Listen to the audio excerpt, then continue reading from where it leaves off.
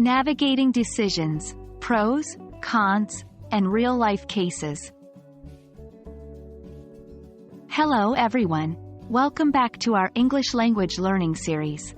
Today we're diving into a particularly engaging topic: critical thinking and analysis in the context of debates and discussions. Specifically, we'll explore how to evaluate real-life examples by weighing pros and cons.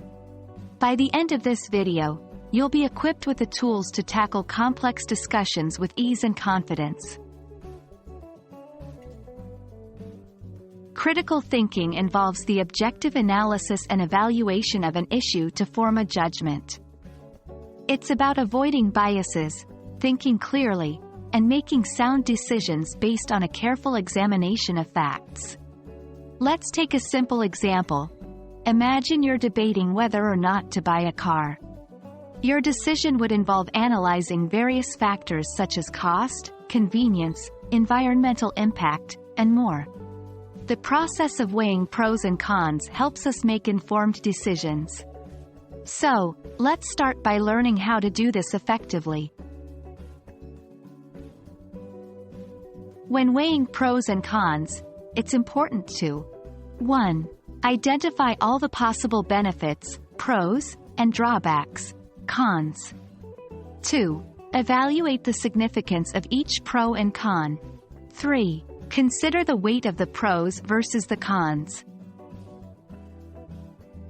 With our car example, pros could include independence, convenience, and flexibility. Cons might be cost, purchase, maintenance, insurance, environmental impact, and potential for accidents. The significance of each point can be different for each individual, which is why it's so important to think critically and evaluate each point thoroughly. Applying these critical thinking skills in real-life situations can make discussions and debates more meaningful and productive. Let's look at an example. Consider the ongoing debate about the use of social media.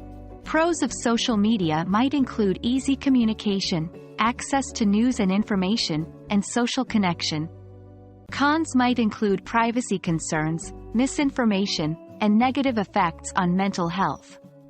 This is a complex issue with valid points on both sides. By weighing the pros and cons, we can form a more rounded understanding of the issue and express our opinions more effectively in discussions or debates.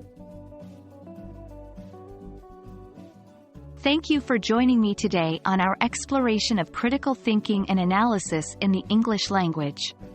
I hope this video has empowered you with the tools to weigh the pros and cons of different issues and engage effectively in real-life discussions and debates. As always, practice makes perfect, so don't forget to use these skills in your everyday conversations. See you in our next lesson.